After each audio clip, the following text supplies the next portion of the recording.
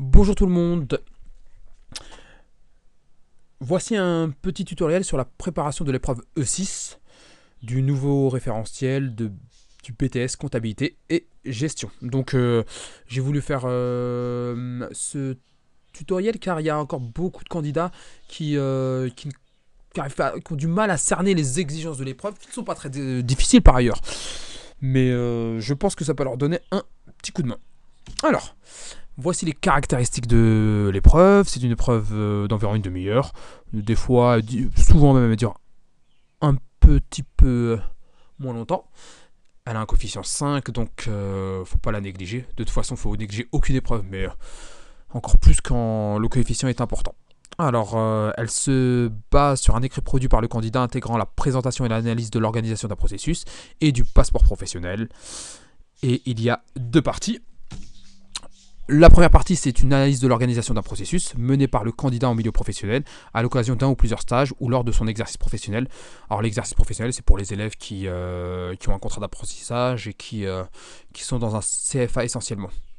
D'ailleurs, aujourd'hui, mon tutoriel se basera seulement sur cette première partie. La deuxième partie, sur l'analyse réflexive du parcours par le candidat à partir de son passeport professionnel, ça sera dans un second temps, dans une autre diapo. Alors, le dossier est non conforme lorsqu'il n'en a pas. Lorsqu'il est rendu au-delà de la date fixée par la circulaire d'organisation, qui cette année elle est fixée vers fin mars ou début avril, je ne sais plus, mais en tout cas il faut rendre le dossier avant la date butoir, lorsque la durée de stage est inférieure à celle requise par la réglementation de l'examen, et lorsque les documents constituant le dossier sont non signés par les personnes habilitées à cet effet. Ça c'est ce qu'on peut trouver dans le référentiel. Et j'ajouterais aussi lorsqu'il fait plus de 10 pages. S'il fait plus de 10 pages, il sera refusé. Ça serait dommage d'avoir son dossier refusé parce qu'on n'a pas réussi à synthétiser. Voilà. Je rajouterai aussi, je l'ai pas mis de façon écrite, mais il ne faut pas non plus qu'il y ait d'annexes. Les annexes, vous les apportez le jour J, le jour de votre oral. Alors, pour préparer le dossier, il faut élaborer le processus de préférence à l'aide de Gmote. Gmote, c'est un logiciel qui permet de schématiser les processus. Donc, c'est un logiciel gratuit. Il y a beaucoup de lycées qui l'ont téléchargé depuis cette nouvelle épreuve. Alors, si votre lycée l'a pas, vous pouvez le télécharger gratuitement. Et après, il y a plein de vidéos, il y a plein de petits tutoriels sur YouTube qui vous permettent d'utiliser ce logiciel. À défaut, vous pouvez utiliser aussi Word. Voir le traitement de texte et on peut faire son processus dessus. C'est très bien aussi. Dans ce processus, il faut repérer les différents acteurs, les tâches respectives de chaque acteur et les flux entre les différents acteurs. Exemple de processus, la déclaration de TVA ou le traitement de la paye. Voilà. Maintenant, on rentre dans les choses sérieuses, l'analyse du processus. Voilà. C'est sur ça que j'ai sur cette partie où vraiment j'ai concentré mon petit tutoriel. Alors, première étape, il faut savoir décrire le processus et le rôle de chaque acteur. Alors, à titre d'exemple, il y a quelques temps, j'ai eu un candidat qui parlait des écritures d'inventaire, et plus précisément des écritures relatives aux créances douteuse. Alors ce candidat me présentait son processus, ça allait, et ensuite il m'explique que lui il devait calculer les différents pourcentages. Lorsqu'il y avait un client douteux, lui il devait calculer les pourcentages de dépréciation sur le montant de dépréciation sur le montant hors taxe. Donc jusqu'ici ça allait bien, il y avait un échange. Et ensuite, à un moment, on lui a demandé qu'est-ce qui se passe une fois que les dépréciations sont calculées. Et là, le candidat s'arrête, il me dit je ne sais pas. Ce n'est pas moi qui l'ai fait. Bien entendu, on attend plus d'un élève. Et plus d'un élève qui va avoir un BTS. Ah, c'est quand même un bac plus 2, vous êtes susceptible de rentrer dans le monde professionnel, donc vous ne pouvez pas juste faire vos tâches, vous devez aller un peu plus loin. Nous, ce qu'on attendait, c'est bien qu'il nous parle des écritures d'inventaire qui vont être faites par le comptable derrière, peut-être aussi du principe de prudence, en tout cas la réponse qui consiste à dire je ne sais pas, je ne l'ai pas fait derrière, non, on veut de la curiosité. Très bien, vous ne l'avez pas fait, mais on peut poser des questions. L'entreprise n'est pas un endroit où c'est pas la boîte noire telle que Taylor, comme Taylor la décrivait. C'est ou en tout cas comme les gens l'ont interprété. Et on peut discuter avec les gens, on peut poser des questions, et voilà, c'est ce qu'on attend d'un futur élève qui peut avoir son BTS. Ensuite, la deuxième partie, c'est analyser, c'est-à-dire repérer les dysfonctionnements, les axes d'amélioration possibles et leurs conséquences.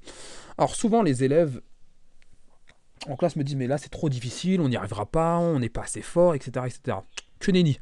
C'est tout à fait possible. Je vous montrerai derrière comment. Je vais vous donner des exemples et je vais vous donner des méthodes. Mais en tout cas, cette partie, elle est très importante. Une fois que vous avez bien décrit les processus, s'il y a des axes d'amélioration, il faut les dire. Et ensuite, dans une troisième partie, proposer les axes d'amélioration. Voilà. Et là, vraiment, si vous avez dit tout ça, normalement, vous devriez avoir fait du bon travail et donc avoir une bonne note. Donc je reprends.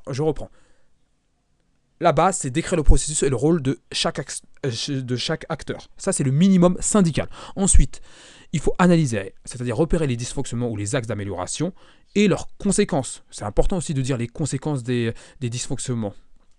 Et enfin, proposer des axes d'amélioration. Voilà. Donc, voici des exemples concrets et je vais vous donner l'analyse et les axes d'amélioration qui ont été trouvés par les candidats. Donc, c'est tous des anciens élèves à moi. Et donc, ils m'ont fait du bon travail. Et ensuite, dans la dernière diapo, je vais vous expliquer, selon moi, comment on peut repérer les dysfonctionnements. Alors, le premier processus qui revient souvent, d'ailleurs, c'est la déclaration de TVA. Alors, les différents acteurs sont les clients, les stagiaires, l'apprenti, le comptable, l'administration fiscale. Alors, souvent, lorsqu'on analyse, il y a souvent un retard dans les documents qui sont donnés par les clients. Retard dans la transmission des documents de vente, des documents d'achat, dans le relevé bancaire parfois.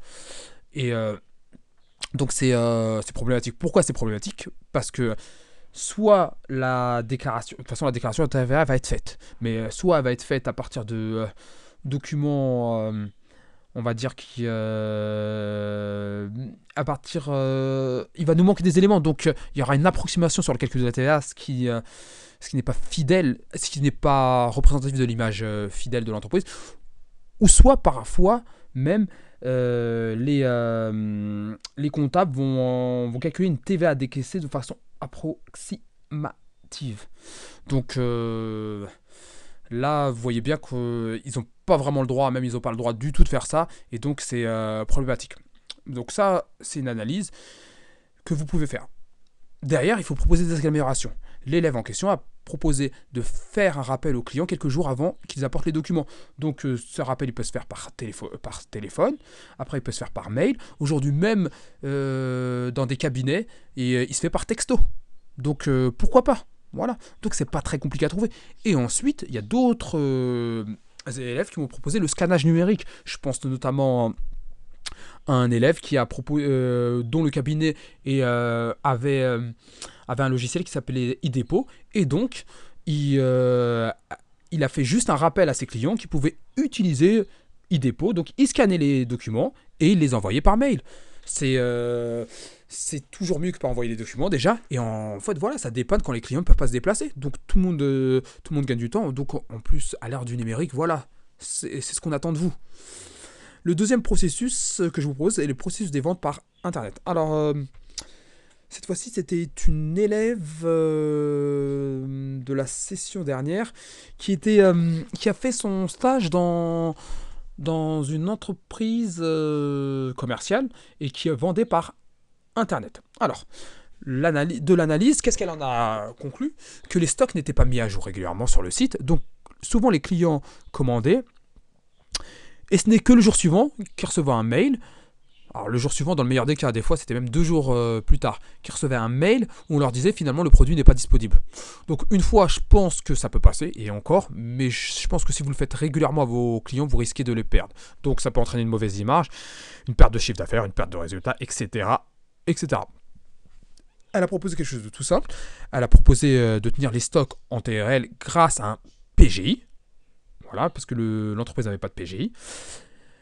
Elle a proposé autre chose aussi, c'est au moins de tenir les stocks. Alors, c'est une petite entreprise, c'était 2-3 salariés. Donc, c'était vrai que c'était difficile de suivre tout la cinquantaine de références. Mais elle a proposé au moins de tenir les stocks pour au moins les produits phares.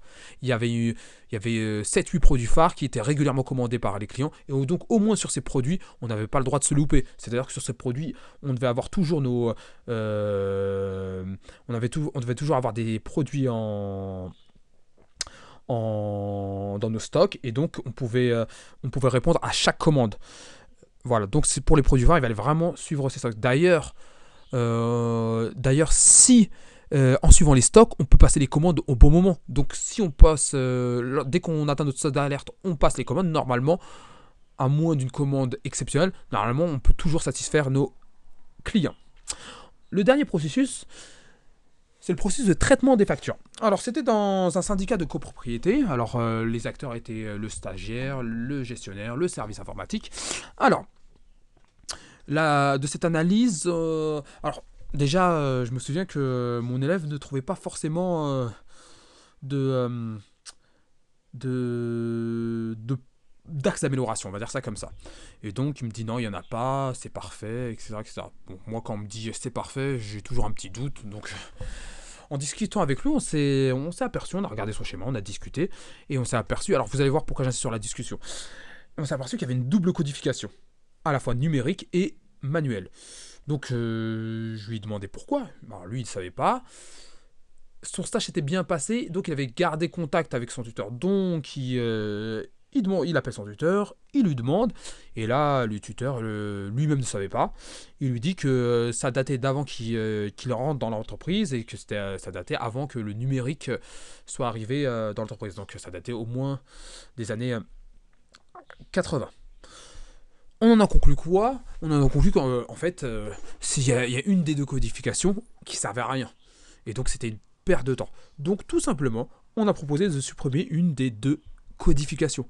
Donc voilà, cet exemple, il est significatif pour plusieurs raisons. Déjà, on est dans un syndicat de copropriété. Donc souvent, les élèves pensent que dans ce type d'entreprise, il n'y a pas grand-chose à dire. Si, il y a des choses à dire, on peut toujours améliorer le processus. Deuxièmement, l'axe d'amélioration n'est pas extraordinaire. Supprimez tout simplement une des deux codifications. D'ailleurs, l'élève en question a une très très bonne note le jour de l'oral. Il est au-dessus de 15, bien au-dessus de 15. Et donc,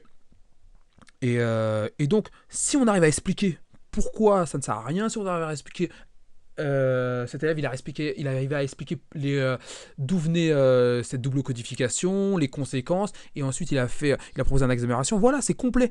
On n'en demande pas plus. Et donc, c'était un très bon exemple. Alors maintenant, on va arriver sur la dernière partie. C'est comment repérer les axes d'amélioration. Alors, partie très très très importante.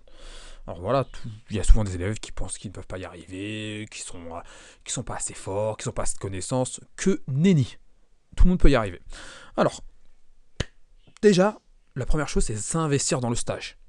Si on ne s'investit pas, si on ne prend pas des notes, si on ne pose pas des questions aux tuteurs, aux salariés, on va avoir du mal à élaborer le processus et à bien l'analyser.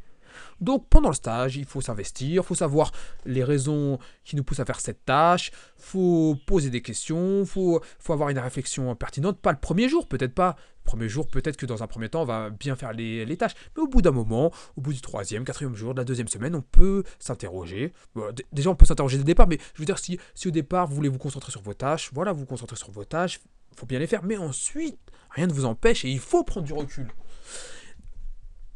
Au troisième point, je vous ai mis qu'il faut élaborer le processus pendant le stage. Il ne faut pas attendre un mois après le stage ou la fin du stage pour élaborer le processus. Ça y est, on a oublié plein de choses. C'est pendant le stage.